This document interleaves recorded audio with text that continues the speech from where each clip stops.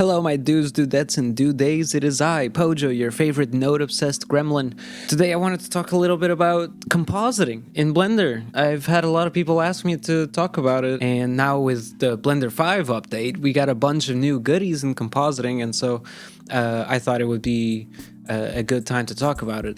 Additionally, I recently made a bunch of compositing stuff on this really cool project called SonicMAX by 2K Doppler Studios. Kind of unofficially, because, well, they released the full short without me working on it. Well, I did some lightning effects for it. You're complacent. But then I really liked the short and I wanted to play around with it, so I asked Brendan, the director of 2K Doppler Studios, if I could, mess around with the files in Blender 5 and just have some fun with it, and he was very nice and kind and said, totally, yeah, have at it. And then I ended up remastering the entire short. But yeah, I kind of wanted to walk you guys through the process, mostly the compositing, but I'll explain a little bit of the rest of the stuff that I changed. Let's see if you can keep up. So when I first opened the file, since it was made in 4.1 Goo engine and the shader was made specifically for that engine, the shaders didn't work, which I already knew it was going to happen, especially since I was also the one that made the Goo engine shader. But the first thing that I did was just replace all of the shaders for the characters with the Ultimate Toon shader. Link is in the description. Then it was time to do some relighting on it. I started by just removing all of the lights, just experimenting, seeing what I could come up with. The original felt a little bit too bright for the tone of the scene. I was in a call with Brendan while they were working on it, and he said, I want to make Sonic cinematic, and I was like, bet. So I thought I would push that even more, making the scene a little bit more dark and a little bit more contrasted, give it a little bit more of a cinematic feel, if you will. So instead of having top-down lighting inside the environment, I instead have the lighting come from under the bridge that they're on. The reason for that is because the characters themselves are lit from the top, which means that if the top of the environment is darker, then the silhouette of the characters is going to contrast a lot more. That way I can still have the environment be lit from underneath, but still maintain some of that contrast that I really liked. So yeah. Just redid the lighting, especially since I had to replace the shader. Adjustments had to be done so that this could work. And then the last thing that I did before jumping into compositing was just adding a little bit of dust particles and, well, stylized dust particles. They're not very realistic. The way that I do it is I make a cube that just, is around the characters, and I make it a volume, and then I use a Voronoi and the mask node set to less than to sort of create these little volumetric dots. They will never look in focus, which kind of adds to it, in my opinion. But yeah, maybe not the most realistic, but it is like quick, somewhat cheap in terms of performance, and it looks pretty nice. So I like doing that, so I do it.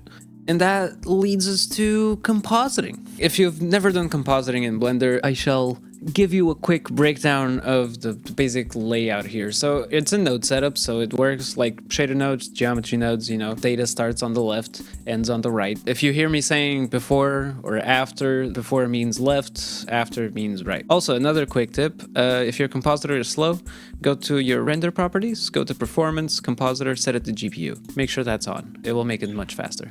Then here we have the render layers, and this is essentially the render passes, which you enable here on the view layer properties. You have a bunch of them to pick from. In this case, I don't think we need much, to be honest. Mostly we just need the image and the depth. I think that's all I'm going to use, but if anything, I can just come back and edit in. Oh, we also have cryptomats. That's really useful to create masks, which I will need, actually. I know that I'm going to need it because right now I'm recreating what I already did, because I didn't record myself when I made the first one. That involves a lot more experimentation and, trial and error. Anyway, let's continue. So the first thing that I like to do for basically any render really is add some sort of fog. Volumetrics, I call it a mist pass. Essentially, the way that it works is I use a map range connected to the depth. This way I can... Oh, I need to enable compositing here. So with a map range connected to the depth, that will allow us to control the depth map. And I kind of just want to create a soft depth map behind the character there. And then I use this on a mix color. I set it to add, and that way it kind of adds sort of a fog mist layer. And this is set to add, so if we want to reduce it, we can just reduce the value. If it's pure black, then nothing is happening, but I kind of want it just a tiny bit, and I want it to be a little bit tinted as well. So I'm gonna tint it towards like some blues, maybe purples, something like that. So this is without, and this is with.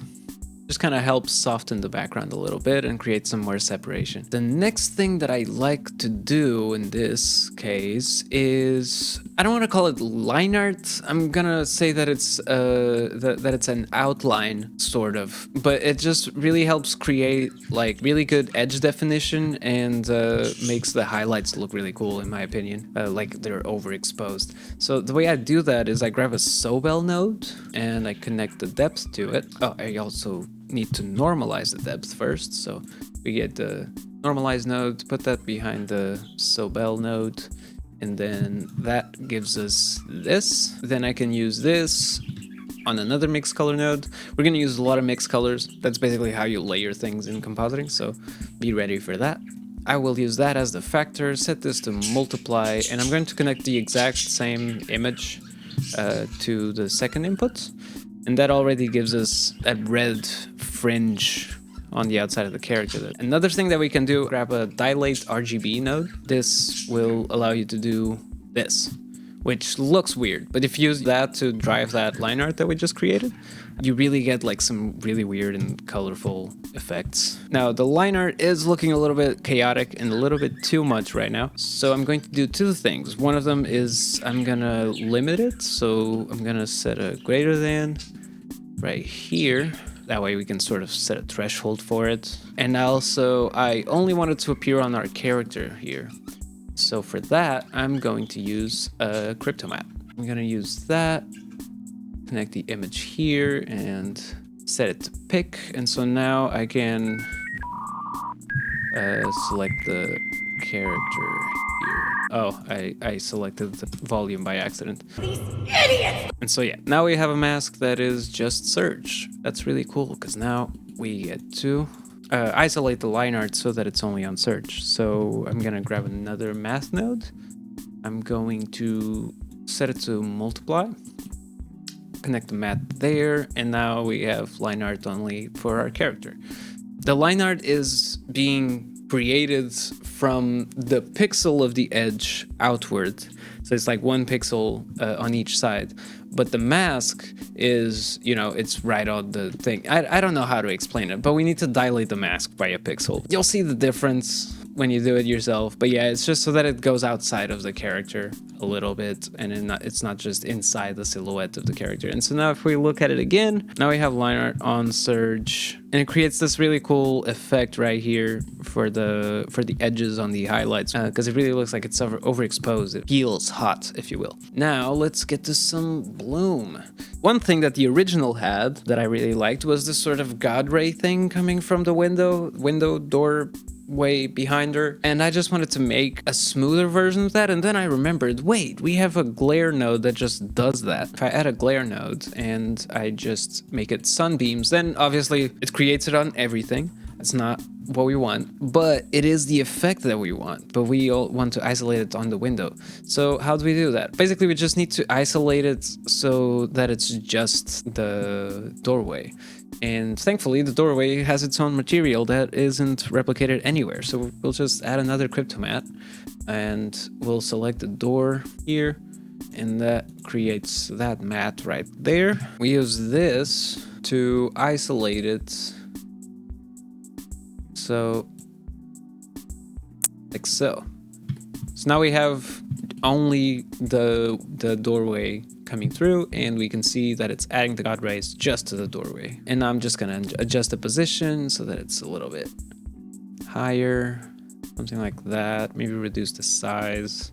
Yeah, that looks pretty cool. And this also gives us the glare separately, which is really useful because now we can just layer it in. Yeah, words. Wow. I can just do this, and now we have those right there. Now that I'm seeing it, it's kind of picking up the outline that we made earlier. So I think I will put the glare first and then add the outline to it. So I'm going to change these around.